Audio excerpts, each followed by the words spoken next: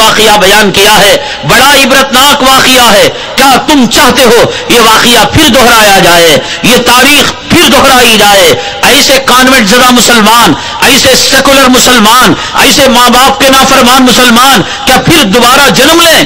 حضرت مولانا ارشاد صاحب رحمۃ اللہ علیہ فرماتے ہیں، ایک مرتبہ ایک علاقے میں نماز کے لیے گیا. نماز پڑھنے کے بعد جنازہ رکھا ہوا تھا، جنازے کے اندر میں شریک ہوا. سلام پھیرنے کے بعد میں باہر آ گیا. سلام پھیرنے کے بعد میں باہر آ گیا تو کچھ لوگ تھے جنازے کے سامنے دعا وعا کر رہے تھے، اور ان میں سے کوئی آدمی ابھی باہر نہیں آیا تھا. باہر آنے والوں میں پہلا شخص تھا. میں نے ایک آدمی کو دیکھا، ٹائی لگائے ہوئے، ہیئر اسٹائل بنائے ہوئے، انشرٹ کیے ہوئے، امریکہ کا سوٹ اور بوٹ پہنے ہوئے ادھر سے ادھر ٹہل رہا ہے اور ادھر سے ادھر ٹہل رہا ہے. حضرت اقدس مولانا ارشاد صاحب رحمۃ اللہ علیہ فرماتے ہیں کہ میں نے سوچا کہ شاید یہ مردے کا کوئی دشمن رہا ہوگا، یہ مردے کا کوئی حریف رہا ہوگا اور اس کا کوئی مد مقابل رہا ہوگا کہ اتنی دشمنی کہ مرنے کے بعد بھی نماز جنازہ پڑھنے کے لیے تیار نہیں. حضرت فرماتے ہیں میں اپنے سینے پر پتھر رکھ کر میں نے جرأت کی کہ پوچھ تو لوں کہ بابا تم کون ہو. تو میں نے جب دیکھا تو میری داڑھی کو اور میرے لباس کو دیکھ کر اس نے سلام کیا تو میں نے سمجھ لیا یہ مسلمان بھی ہے ماشاءاللہ. میں نے کہا وعلیکم السلام کہ حضرت آپ نے عصر بھی نہیں پڑھی اور نماز جنازہ بھی نہیں پڑھی. اگر دشمنی ہوتی تو ہوتی، زندہ پنے میں دشمنی تھی، موت کے بعد دشمنی کے کیا معنی؟ یہ بات سن کر فرماتے ہیں حضرت مولانا ارشاد صاحب رحمت اللہ علیہ، میرے پیروں تلے زمین کھسک گئی. میں زندہ دفن ہونا چاہتا تو ہو جاتا کہ وہ کوئی اور دشمن نہیں تھا، وہ کوئی اور حریف نہیں تھا، وہ کوئی دشمن خاندان سے تعلق رکھنے والا فرد نہیں تھا. اس نے دبے لفظوں میں کہا حضرت یہ کوئی اور نہیں، میرے ابا جان کا جنازہ ہے.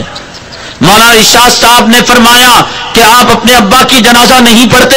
اس نے کہا حضرت میں نے زندگی میں کبھی نماز کو تو آیا نہیں، لیکن میں نے یہ سنا ہے کہ قیمتی جوتے یہاں پر چوری ہو جاتے ہیں، تو ان جوتوں کی حفاظت کے لیے میں نے میری باپ کی نماز جنازہ نہیں پڑھی.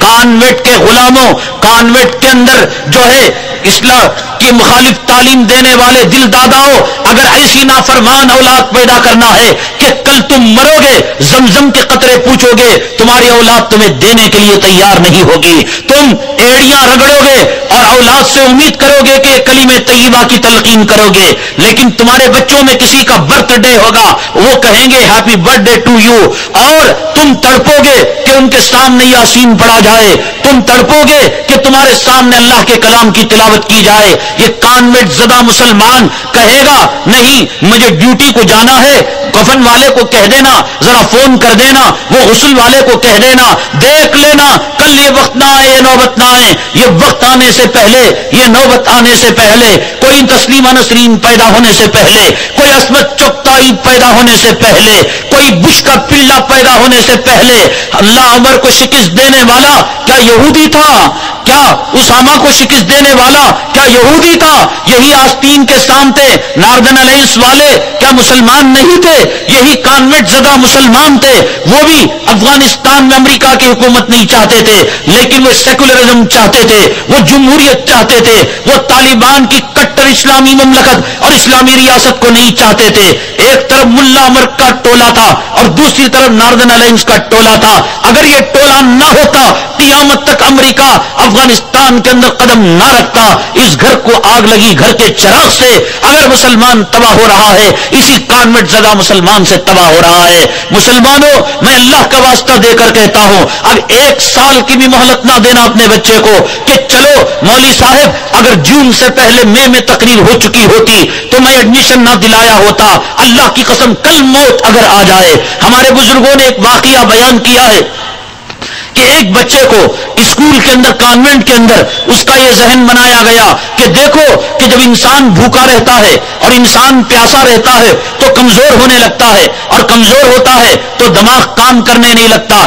تو بچے تو قرآن نہیں پڑھا تھا، بچے نے تو اسلام نہیں سیکھا تھا، وہاں کرسچن کے ٹیچر نے اس کو یہ تعلیم دی رمضان کے مہینے میں، وہ ماں باپ کے پاس آیا روزے کی حالت میں اور کہنے لگا امی جان مجھے روزہ تلوا دیجیے، اس لیے کہ میرے ٹیچر نے کہا کہ روزے سے آدمی ویک ہوتا ہے، میں امتحان لکھنے کے لائق نہیں رہتا اور میں پڑھنے لکھنے کے لائق نہیں رہتا۔ امی جان نے کہا بیٹا نہیں، 1400 سال سے مسلمانوں نے روزہ رکھا، آج تک کسی مسلمان کا دیہنت نہیں ہوا اور کوئی مسلمان نہیں مرا، بیٹا تو بھی نہیں مرے گا۔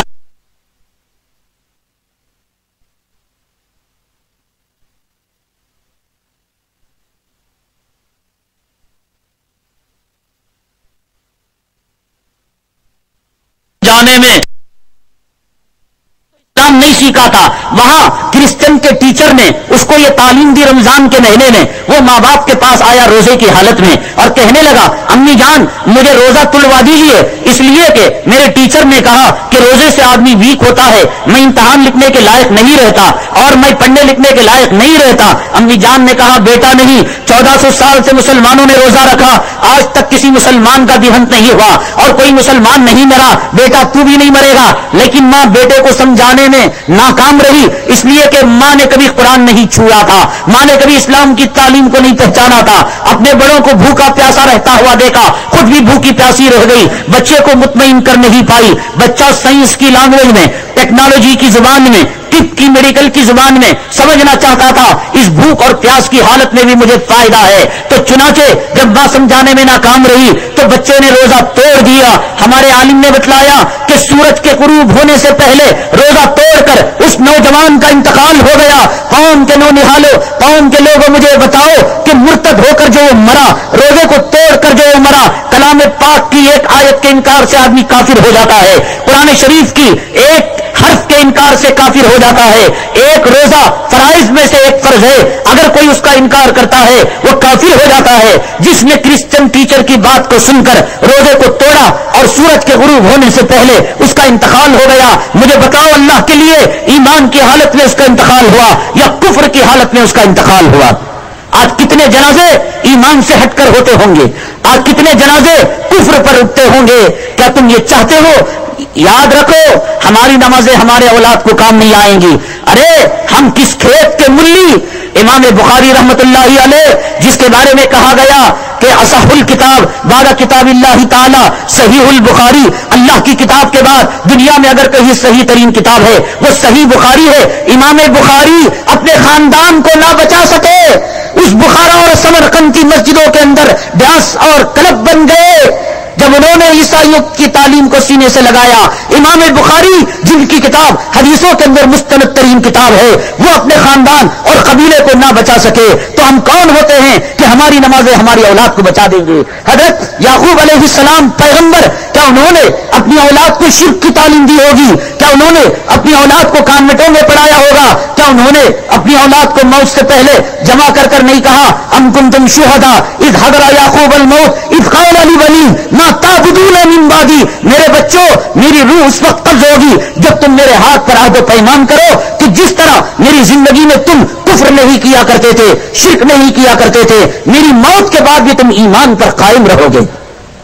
پیغمبر یعقوب علیہ السلام کو اپنے بیٹوں کے ایمان سے ہٹ جانے کا خوف ہے، امام بخاری کے خاندان کو ایمان سے ہٹ جانے کا خوف ہے۔ سمنخر بخارا میں آج مسلمان بیٹیوں کی آبرو کیا نہیں بک رہی ہے؟ کیا عزتیں نہیں لٹ رہی ہیں؟ کیا وہ دن دیکھنا چاہتے ہیں کہ ہماری مسجد سمنخر اور بخارا کی طرح کلب اور ناچ گانے کے اڈے بن جائیں؟ کیا گھر گھر میں تسلیمہ نسرین پیدا ہو جائے، سلمان رشدی پیدا ہو جائے؟ مسئلہ بڑا نازک ہے، مسئلہ بڑا حساس ہے، سمجھنے کی ضرورت ہے میرے بھائی۔ تعلیم کئی جگہوں سے حاصل ہو سکتی ہے، یہی عیسائی اڈے جو ہم